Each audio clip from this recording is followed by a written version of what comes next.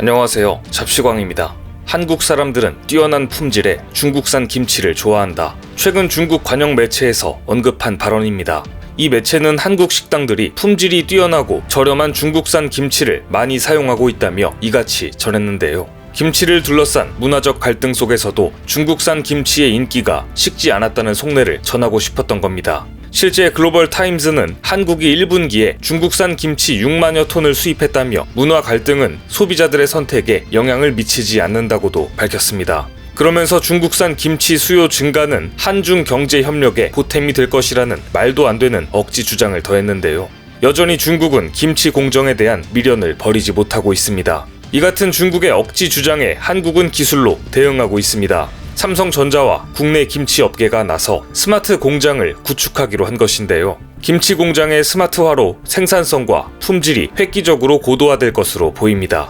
국내 김치 생산 업체 풍미식품은 김치 양념 넣기 설비를 도입해 큰 성과를 내고 있습니다. 김치 제조 공정은 배추 투입, 절임, 세척, 탈수, 양념 혼합, 숙성, 포장 등의 과정으로 이루어지는데요. 스마트 공장 구축으로 노동력이 많이 필요한 양념 혼합 작업을 설비가 대신 해주게 된 것입니다. 성과는 곧바로 나타났습니다. 100% 수작업으로 이루어지던 김치 제조 공장이 스마트화되자 풍미식품의 생산량은 481%로 증가하는 반면 생산 비용이 감소한 겁니다. 중국산 김치와 겨룰 정도의 가격 경쟁력이 생겼는데요. 또 재고, 입고, 생산 관리 등 수기로 관리되던 식품 안전 관리 인증 기준을 디지털화하면서 공정을 효율적으로 관리할 수 있게 됐습니다. 이뿐만이 아닙니다. 국내에서 스마트 공장을 도입한 다른 김치 업체들도 평균 매출이 50% 증가하고 원가 경쟁력이 20%가량 늘어난 것으로 나타났습니다. 과거에는 중국산 김치와 2배 이상의 가격 차이가 벌어졌지만 이제는 30에서 40%밖에 차이가 나지 않는다는 이야기입니다.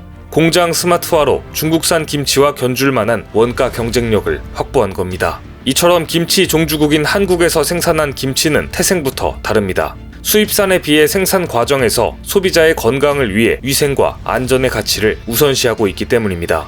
중국산 김치의 위생 문제가 끊이지 않는 것과 대조됩니다. 가짜는 반드시 허점이 많은 법입니다. 사실 세계 어디를 가더라도 김치 종주국은 한국이라는 공식이 성립돼 있지만 상식을 뒤엎는 곳이 있습니다. 바로 일본입니다. 일본과 중국은 의견이 일치하는 경우가 아주 드뭅니다. 하지만 일본은 한국을 깎아내리기 위해 김치 관련 논쟁에서 오히려 중국의 편을 들고 있습니다. 일본의 야후재팬에서 김치를 검색하면 억지 주장들이 속속 보입니다. 일본 온라인 경제지 재팬 비즈니스 프레스가 김치는 파오차이의 파생형이라고 주장한 기사가 대표적입니다. 그런데 최근 중국의 김치 공정을 부정하며 한국에 힘을 실어주는 국가가 있습니다. 바로 러시아입니다. 한국의 김치가 감염병 예방과 증상 완화에 기여한다는 기사가 러시아에서 대대적으로 보도되었습니다.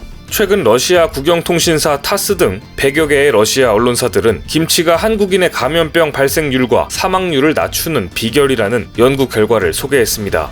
김치의 재료인 배추, 마늘, 고춧가루, 생강에 들어있는 설포라페인, 알리신, 캡사이신, 진저롤 등이 항산화 효과를 나타낸다는 것인데요. 유산균과 항산화 성분의 조합이 감염과 증상을 완화한다는 설명입니다. 러시아 언론들은 한국 김치에는 소화에 유익한 유산균과 항산화 성분, 면역력을 강화하고 감염병 발생을 예방하는 물질이 함유됐다는 내용을 강조했습니다. 뿐만 아니라 러시아에서 한국 김치로 진행된 임상 연구 결과도 보도됐는데요. 감염병 환자 15명을 대상으로 한 연구 결과 김치에 포함된 양념과 조미료가 감염병 증상을 억제하는 것으로 나타났습니다.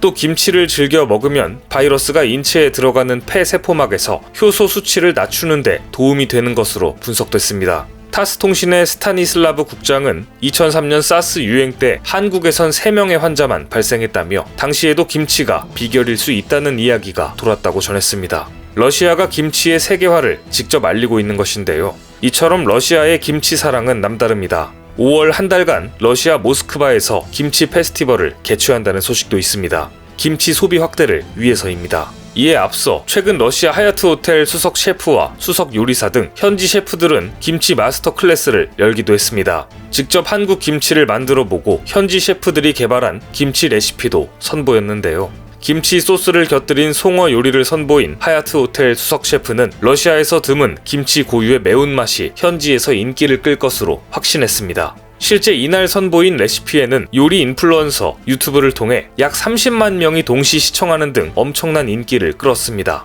이 레시피는 이용자가 1200만 명에 이르는 현지 최대 온라인 식문화 사이트 예다토치카루 음식 전문 월간지 가스트로놈에도 소개될 예정입니다. 어쩐지 조만간 모스크바에서 김치가 새로운 식문화 트렌드로 자리 잡을 것으로 보이는데요. 실제로 지난해 러시아 김치 수출액은 전년 대비 55.6% 증가한 것으로 집계됐습니다. 러시아와 한국의 좋은 관계는 최근 바다에서도 이어지고 있습니다.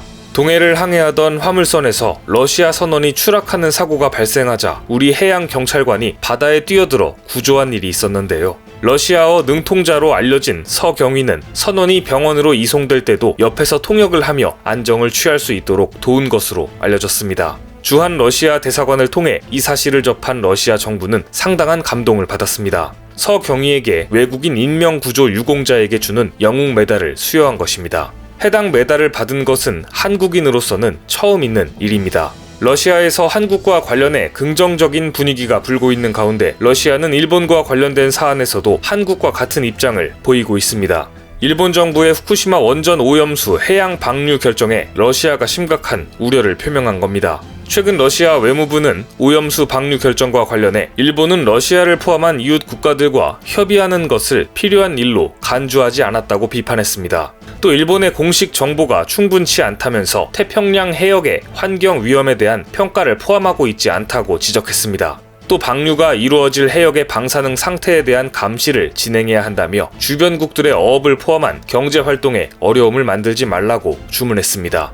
러시아는 한국과 같은 입장을 취하고 있는 것인데요. 러시아는 사실 방사능 문제에 관련해 일본의 감정이 좋지 않습니다. 과거 일본의 행적 때문입니다. 1986년 구소련에서 터진 체르노빌 원전 폭발 사고 직후 일본은 소련의 신속하고 투명한 정보 공개를 가장 먼저 요구했었습니다. 원전 사고 정보를 투명하게 공개하라. 바다는 방사능 쓰레기장이 아니다. 라는 발언을 소련에 전했는데요. 당시 나카소네 일본 총리는 국경을 넘어 방사능이 나왔기 때문에 주변국들이 공동 행동을 취하지 않으면 안 된다고 극도로 민감한 반응을 보였습니다. 실제로 일본은 매일 F4 전투기를 출격시켜 대기 중 방사능을 채집했고 여객과 수화물까지 방사능 검사를 실시했습니다. 방사능 검지기가 날개도 친 듯 팔릴 정도였습니다. 이뿐만이 아닙니다. 유럽에서 들여오던 수입 농수산 식품을 대상으로 강화된 안전 기준을 적용해 줄줄이 수입을 금지했습니다. 체르노빌 인근 동유럽은 물론이고 멀리 프랑스나 스페인, 아일랜드 등 서유럽까지 유럽국의 식품 수입도 중단했었습니다. 1993년 러시아가 핵 폐기물을 일본 근해에 버리고 있다는 소식을 접한 일본은 바다는 방사능 쓰레기장이 아니라면서 러시아와 정상회담을 갖고 핵 폐기물 투기를 즉각 중지하라고 요구했었습니다. 이런 모습은 후쿠시마 인근 수산물 수입을 금지한 우리나라를 WTO에 제소한 최근의 일본과 명확히 대비됩니다. 지금 일본은 후쿠시마 원전은 바다 위가 아니라 땅이 있기 때문에 해상 투기와는 경우가 다르다고 주장하고 있습니다. 다른 나라의 방사능은 위험하고 자기네 건 괜찮다는 일본의 내로남불 태도에 할 말을 잃게 만듭니다. 중국과 일본과 인접한 대한민국은 심각할 정도로 주변국운이 없는 편에 속합니다. 오죽하면 우스갯소리로 단군 할아버지가 부동산 사기를 당했다는 이야기가 나올 정도인데요. 하지만 러시아는 다양한 분야에서 중국, 일본에 반대되는 입장을 보이면서까지 한국의 우호적인 입장을 보이고 있습니다. 자원이 풍부하지만 기술력이 부족한 러시아, 자원은 부족하지만 기술력이 뛰어난 한국, 앞으로도 미중 갈등 상황에 정면으로 노출된 동아시아에서 한국과 러시아는 상호 보완적인 관계가 될 수 있지 않을까라는 생각이 듭니다. 오늘 준비한 소식은 여기까지입니다. 댓글을 통한 여러분들의 많은 의견 기다리겠습니다. 많은 분들의 생각이 모였을 때 진정 가치 있는 지식이 완성될 것입니다. 시청해주셔서 감사합니다.